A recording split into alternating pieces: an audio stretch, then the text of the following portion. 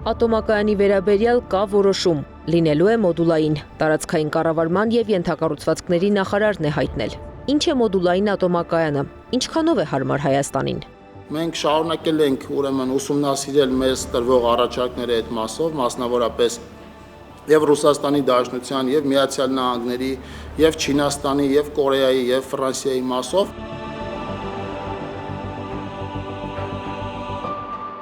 Մոդուլային ատոմակայանը փոքր հզորության ատոմային ռեակտոր է, որը կառուցվում է մոդուլներով, առանձին ստանդարտացված բլոկների տեսքով եւ հետո հավաքվում է տեղում։ Նման տեխնոլոգիա արդեն կիրառվում է Ռուսաստանում եւ Չինաստանում, իսկ Միացյալ Նահանգներում առայժմ նման կայան չկա, չնայած գերտերությունն առաջատար է տեխնոլոգիայի զարգացման ոլորտում։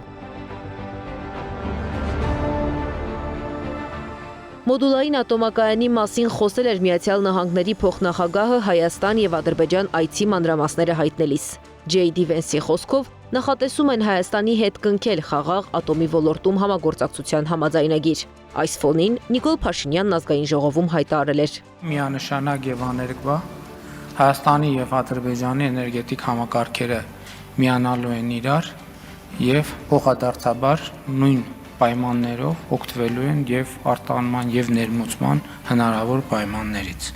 Մոդուլային ատոմակայան ունենալու եւ Հայաստանի էներգետիկ համակարգը հարևան պետությունների էներգետիկ ցանցին միացնելու հայտարարությունները, ծրագրերը վտանգի տակ են դնում Հայաստանի էներգետիկ անվտանգությունը, կարծում է պատգամավոր Արթուր Խաչատրյանը։ Եթե մեծ համակարգը միանում փոքր համակարգին, մենք ավելի փոքր համակարգ ենք, քան Ադրբեջան, դա էներգետիկ էքսպանսիայի, էներգետիկ կլանման էական ռիսկ կա։ Կարեն Միրզոյանն էլ ընդգծում է, որ աշխարհը միացյալ էներգետիկ համակարգերի է ձգտում, որը կայունության ու անվտանգության մասին է։ Նա տեսականորեն էներգետիկ համագործակցությունը հնարավոր է համարում նաև տարածաշրջանի մակարդակով՝ Իրան, Վրաստան, Ադրբեջան, Թուրքիա եւ Հայաստան։ Խոսքը այստեղ գնում է այլ բանի մասին, թե ինչպես է դա կատարվում, ում հաշվին է դա կատարվում, արդյոք այսօր Հայաստանի էներգետիկ համակարգը դրան պատրաստ է, թե ոչ։ Հաշվի առնելով տեղի ունեցող գործընթացները երկրի ներսում, երբ որ անհասկանալի պատճառներով, երկրի խոշորագույն ընկերություններից մեկը ՀԵՑ-ը, որը օժտված է օրենքով, միակ կառույցն է, որը իրավունք ունի հոսանք վաճառելու եւ զբաղվել այդ հարցերով, այսօր ունի անհասկանալի կարգավիճակ, թաղված է միջազգային դատական գործընթացներում, որոնք ուղղակի նրա հետագա գոյությունը կասկածի տակ են դնում։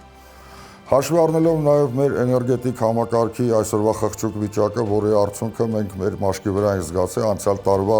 բազմաթիվ հոսանքի անջատումների դեպքում,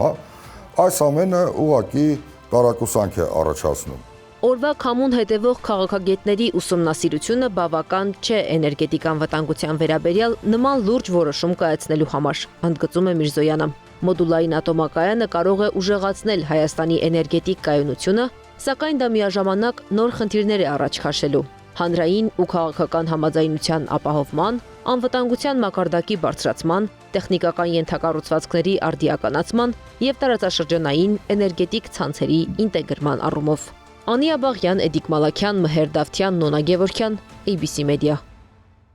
Բաժանորդագրվեք YouTube-ի մեր ալիքին, հետևեք մեզ Facebook-ում, Telegram-ում, Instagram-ում, WhatsApp-ում եւ TikTok-ում կամ այցելեք 3w abcmedia.am պաշտոնական կայք։